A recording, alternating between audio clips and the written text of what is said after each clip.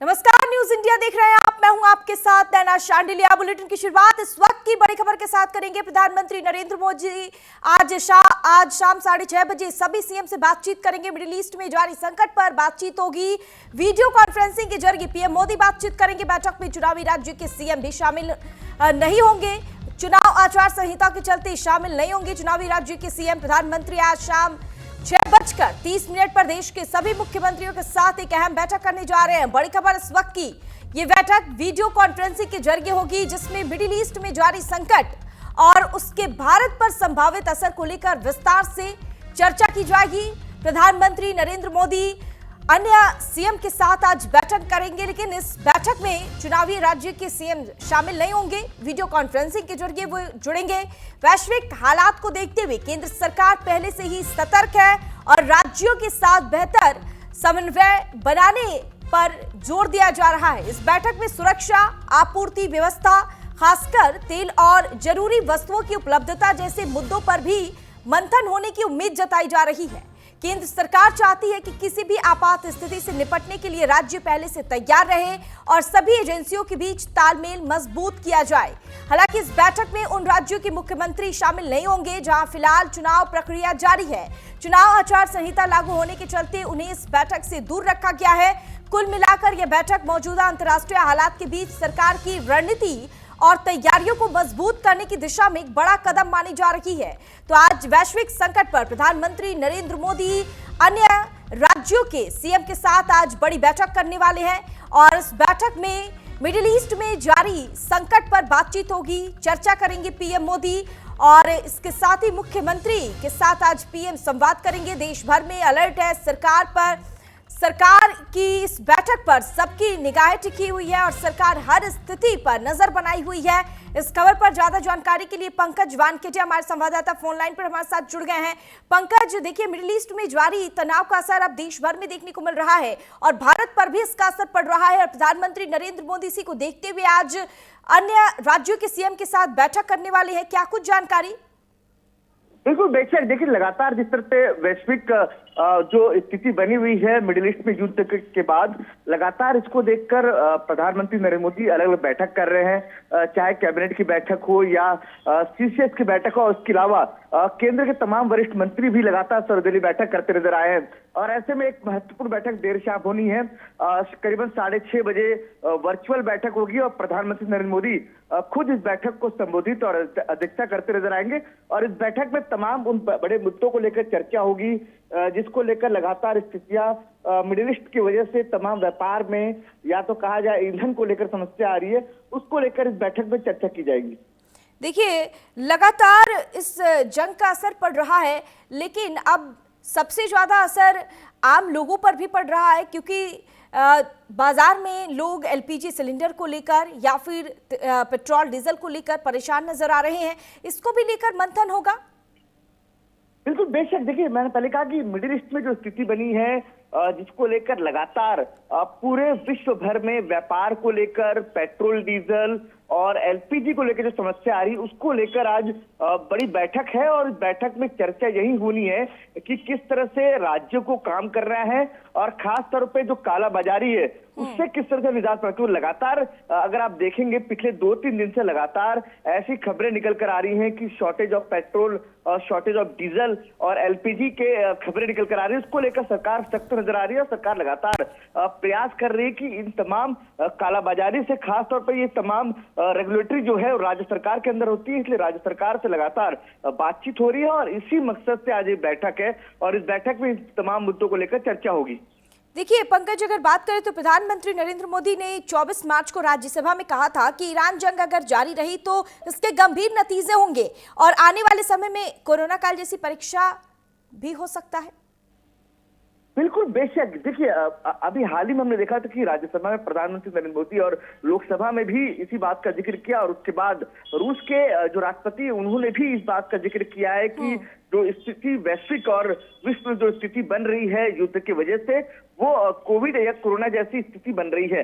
ऐसे में सरकार लगातार, और सबसे दूसरी बात ये भी है इसमें, क्योंकि लगातार जिस तरह से समुद्र मार्ग से जो तमाम इंपोर्ट होती हैं भारत में, खास तौर पर कृषि का सामान हो या तमाम रोजमर्रा की चीजें हो, उसको लेकर भी समस्या आ सकती है। तो उसका वैकल्पिक क्या होगा, उसको लेकर भी चर्चा होनी, क्योंकि लगातार स्थितियां अगर आप देखेंगे तो पूरे मार्केट या तो पूरे विश्व में भी और खास तौर पर एशिया में इसका गंभीर परिणाम दिखता नजर आ रहा है। और अगर मैं बात करूं, स्वाभाविक सी बात है कि क्रूड ऑयल का सर्कुलेशन जो है बहुत कम हो गया है, और साथ ही साथ जो एलपीजी और का सर्कुलेशन है वो भी कम पाया जा रहा है। तो ऐसे में सरकार लगातार प्रयास कर रही है कि वैकल्पिक रास्ता निकाला जाए, और जो स्थिति पूरे एशिया में और विश्व में हो रहा है वैसी स्थिति भारत में ना हो, इसको लेकर भी काम किया जा रहा है।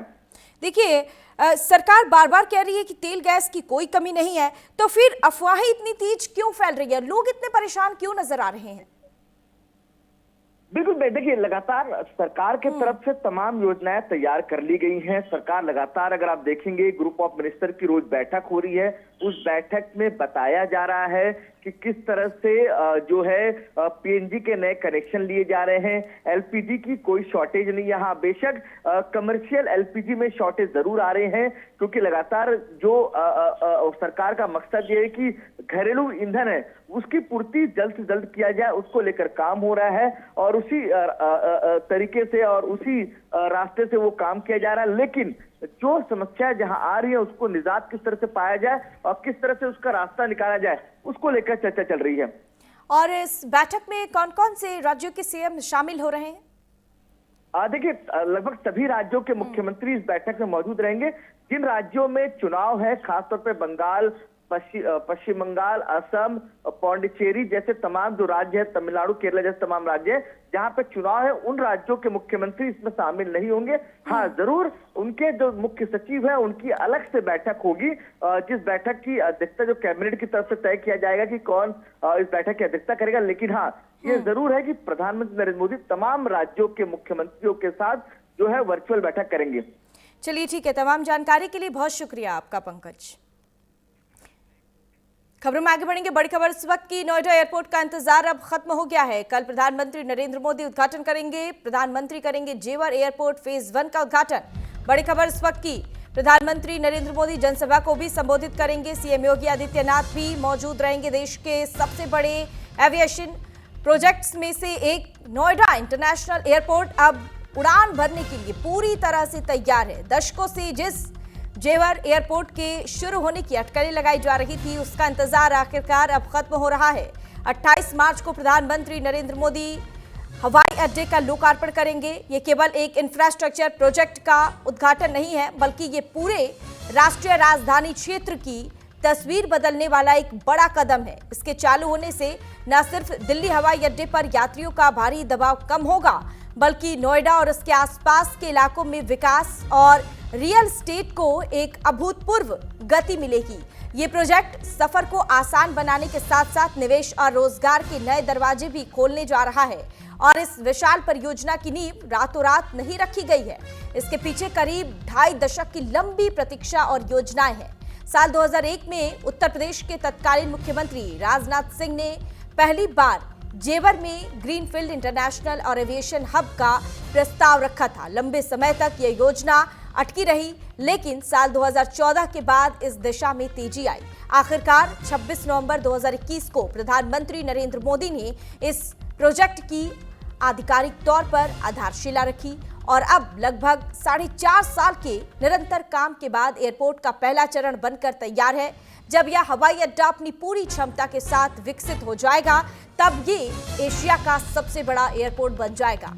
और ये बड़ी खबर, मुख्यमंत्री योगी आदित्यनाथ भी इस दौरान मौजूद रहेंगे और उड़ान भरने के लिए अब काउंटडाउन शुरू हो गया है। यूपी के जेवर में आसमान का नया सुल्तान 28 मार्च को महाउद्घाटन होगा। और बता दें आपको, प्रधानमंत्री नरेंद्र मोदी जेवर एयरपोर्ट का उद्घाटन करेंगे। प्रधानमंत्री नरेंद्र मोदी उद्घाटन करेंगे और मुख्यमंत्री योगी आदित्यनाथ भी मौजूद रहेंगे। 7 करोड़ यात्रियों का सैलाब और 3,900 मीटर का ये बड़ा रनवे है।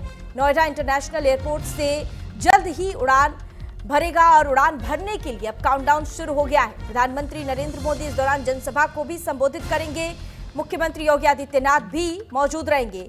तो ये उत्तर प्रदेश वासियों के लिए, नोएडा वासियों के लिए ये बड़ी सौगात है, क्योंकि 3,900 मीटर लंबा रनवे और ये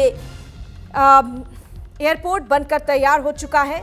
प्रधानमंत्री नरेंद्र मोदी 28 मार्च को उत्तर प्रदेश के दौरे पर रहेंगे और इस नोएडा इंटरनेशनल एयरपोर्ट यानी जेवर एयरपोर्ट का प्रधानमंत्री उद्घाटन करेंगे। और आपको बता दें, कल प्रधानमंत्री इसका उद्घाटन करेंगे और मुख्यमंत्री योगी आदित्यनाथ भी मौजूद रहेंगे। अपने तय कार्यक्रम के मुताबिक पीएम मोदी सुबह पहुंचेंगे जेवर एयरपोर्ट और इस दौरान बिल्डिंग का भी जायजा लेंगे। और इसके साथ ही आपको बता दें, पहले फेज का आधिकारिक उद्घाटन करेंगे प्रधानमंत्री नरेंद्र मोदी। जेवर से भारत की नई उड़ान, बता दें आपको 28 मार्च 2026 वो तारीख है जब उत्तर प्रदेश वासियों के लिए प्रधानमंत्री एक बड़ी सौगात लेकर आ रहे हैं। पीएम मोदी फेज 1 का उद्घाटन करेंगे। 11,200 करोड़ रुपए का भारी निवेश हुआ इसमें। शुरुआत में 1 करोड़ 2 लाख यात्री हर साल सफर करेंगे और पब्लिक प्राइवेट पार्टनरशिप पर आधारित देश का ये बड़ा प्रोजेक्ट है। तो आपको जेवर एयरपोर्ट के बारे में विस्तार से बता रहे हैं। और आधुनिकता का ये सुपर रनवे है। 3,900 मीटर लंबा ये रनवे है। बड़े वाइड बॉडी विमानों की लैंडिंग इस रनवे पर संभव है। आधुनिक नेविगेशन, आईएलएस और एडवांस्ड एयरफील्ड लाइटिंग से लैस है। ऑपरेशन 24/7 है। यहाँ पर किसी भी मौसम और कोहरे में ये उड़ान नहीं रुकेगी। सुरक्षा की अगर बात करें तो सुरक्षा दुनिया के बेहतरीन सेफ्टी मानकों का इसमें इस्तेमाल किया गया है। और कल प्रधानमंत्री ये बड़ी सौगात देने वाले हैं। ग्लोबल कार्गो और MRO hub, multi modal cargo hub. शुरू में 2,05,000 मीट्रिक टन की क्षमता है इसमें और future plan 18 lakh metric ton तक माल ढुलाई का लक्ष्य है इसमें। और 40 एकड़ में जहाजों की मरम्मत और रखरखाव का केंद्र। साथ ही आपको बता दें कि लॉजिस्टिक्स इंटीग्रेटेड टर्मिनल से व्यापार को सुपर स्पीड मिलेगी। यानी कुल मिलाकर ये उत्तर प्रदेश वासियों के लिए बड़ी सौगात है जो प्रधानमंत्री कल इसका उद्घाटन करने वाले हैं। और ग्लोबल कार्गो और एमआरओ हब है, ये मल्टी मॉडल कार्गो हब है। शुरू में आपको बता दें कि 2.5 लाख मीट्रिक टन की क्षमता है इसमें। Future plan 18 lakh metric ton की है। और इसके साथ ही 40 एकड़ में जहाजों की मरम्मत और रखरखाव का केंद्र बनाया गया है। लॉजिस्टिक्स इंटीग्रेटेड टर्मिनल से व्यापार को सुपर स्पीड मिलेगी, क्योंकि कई सालों से इसकी मांग थी और अब वो दिन आ गया है और उड़ान भरने का काउंटडाउन भी अब शुरू हो गया है। विरासत और विकास का मेल भी इसमें एक अद्भुत नज़ारा उसका देखने को मिलेगा। आर्किटेक्चर, भारतीय संस्कृति, घाटों और हवेलियों से प्रेरित डिजाइन और एमिशन नेट जीरो पर्यावरण के अनुकूल पूरी तरह से शून्य उत्सर्जन लक्ष्य इसका रखा गया है। ग्रीन एयरपोर्ट, बिजली की बचत और सौर ऊर्जा का बड़े पैमाने पर प्रयोग होगा। विजन इसका है कि आधुनिक सुविधाओं के बीच भारतीय विरासत की झलक, और हर स्तर पर ये महत्वपूर्ण है। जिस भी नज़र से देखें तो नोएडा इंटरनेशनल एयरपोर्ट जो है ये काफ़ी हर एंगल से अगर इसको देखें तो ये काफ़ी महत्वपूर्ण है। मल्टी मॉडल कनेक्टिविटी का मास्टर प्लान है। यमुना एक्सप्रेसवे के किनारे स्थित कनेक्टिविटी है। सड़क, रेल और मेट्रो का एकीकृत जाल। दिल्ली एनसीआर का फायदा, गुड़गांव से लेकर मेरठ तक की दूरी इससे कम होगी। भविष्य में हाई स्पीड रेल कॉरिडोर से भी इसे जोड़ने की तैयारी की जा रही है। और वही ये उत्तर प्रदेश वासियों के लिए बड़ी खबर है। युद्ध स्तर पर काम चल रहा है। नोएडा से ग्रेटर नोएडा तक सजावट किया जा रहा है और प्रदूषण पर वार एक्सप्रेसवे किनारे वाटर स्प्रिंकलर से छिड़काव किया जा रहा है। सौंदर्यकरण और सड़कों के किनारे पेंटिंग के साथ ही लाइटिंग का भी काम तेज कर दिया गया है। चूंकि इसको लेकर यूपी के जेवर में आसमान का नया सुल्तान और कल प्रधानमंत्री इसका उद्घाटन करने वाले हैं। और इस पर ज्यादा जानकारी के लिए कंचन भारद्वाज हमारे संवाददाता फोन लाइन पर हमारे साथ जुड़ गए हैं। कंचन, कल का दिन उत्तर प्रदेश वासियों के लिए काफी महत्वपूर्ण है, क्योंकि कल जिस जेवर इंटरनेशनल एयरपोर्ट का काफी समय से इंतजार था, वो इंतजार कल खत्म हो रहा है। क्या कुछ जानकारी, तैयारियों को लेकर क्या कुछ जानकारी है? देखिए नैना, बिल्कुल प्रधानमंत्री नरेंद्र मोदी 28 मार्च यानी कल गौतम बुद्ध नगर में जेवर स्थित नोएडा इंटरनेशनल एयरपोर्ट का उद्घाटन करेंगे और वो सुबह करीब 11:30 बजे जो है टर्मिनल बिल्डिंग का वक्त निरीक्षण करेंगे। साथ ही उसके बाद में वो करीब 12 बजे एयरपोर्ट के फेज 1 का औपचारिक उद्घाटन करेंगे और इसको लेकर जो सभी तैयारियां पूरी कर ली गई हैं और यहाँ पर उसके बाद में जनसभा करेंगे। जनसभा में करीब 2 लाख लोगों के पहुंचने की पूरी तरीके से उम्मीद कराई जा रही है, जिसको लेकर प्रशासन पूरी तरीके से अलर्ट है। अगर बात की जाए प्रधानमंत्री की सुरक्षा की, तो सुरक्षा में 7,000 पुलिसकर्मी तैनात किए गए हैं, जिनमें से करीब 10 IPS ऑफिसर हैं, साथ ही 10 से ज्यादा PPS ऑफिसर हैं। कई कंपनी यहाँ पर PSC की लगाई गई हैं। साथ ही अगर हम स्वयं की सुरक्षा की बात करें तो सुरक्षा का जो घेरा है वो 4 श्रेणी में होगा। पहली लेयर में SPG कमांडो होगी, दूसरी लेयर में RAF होगा, तो पुलिस अधिकारी होंगे, अर्धसैनिक बल शामिल होंगे और तीसरी लेयर में PSC होगी और चौथी लेयर में पुलिस की तैनाती होगी।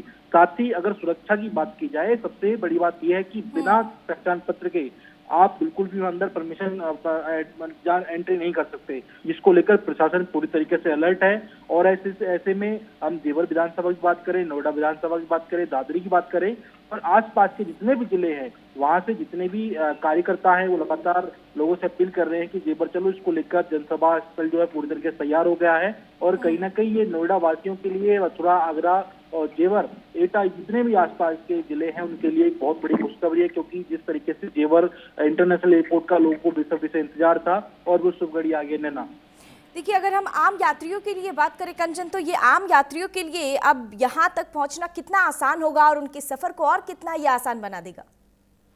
देखिए, बिल्कुल अगर हम बात की जाए यात्रियों की, जैसे कि जेवर, आगरा, मथुरा, एटा, मैनपुरी, इटावा, इस तमाम जो जिले हैं इसमें इनको कहीं ना कहीं इससे रफ्तार मिलेगी और नोएडा में यातायात को देखते हुए नई रफ्तार देने के लिए चिल्ला रोड जो है सेक्टर 94 तक 1.8 किलोमीटर लंबा एलिवेटेड मार्ग नोएडा प्राधिकरण ने 150 करोड़ रुपए का बजट स्वीकृत कर दिया है। ये मार्ग दिल्ली से नोएडा इंटरनेशनल एयरपोर्ट तक सीधी पहुंचान कर देगा।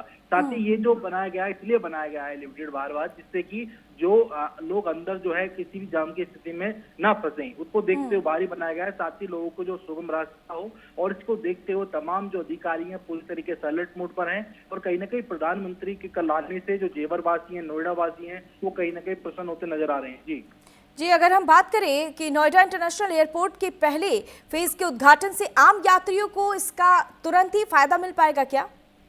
देखिए नैना, इसमें कल उद्घाटन होने के बाद करीब 30 से 40 दिन बाद यहाँ से उड़ान शुरू हो जाएंगी और पहले जो है 150 फ्लाइट्स हैं जो उड़ान भरेंगी। साथ ही इसमें जो है पहले फेज 1 का जो उद्घाटन है, इसके बाद में जो कुछ टाइम बाद यहाँ से इंटरनेशनल फ्लाइट्स भी उड़नी शुरू हो जाएंगी। इसको देखते हुए जो एयरपोर्ट प्रशासन है उसका कहना यह है कि हम पहले फेज का इसलिए उद्घाटन कर रहे हैं कि क्योंकि नया अभी एयरपोर्ट है, इसको देखते कुछ भी अगर भगवान न करे तकनीकी कुछ प्रॉब्लम आती है तो उसको लेकर वो पहले से ही सूझबूझ दिखाएं। इसको लेकर पहले फेज का जो है उद्घाटन किया जा रहा है और उसके बाद में कुछ समय बाद ही यहाँ से इंटरनेशनल फ्लाइट भी मिलना शुरू हो जाएंगी। ना देखिए कंचन, अगर रनवे की हम बात करें तो इतना लंबा रनवे यात्रियों के अलावा माल ढुलाई के लिए भी एक बड़ा केंद्र बनने जा रहा है।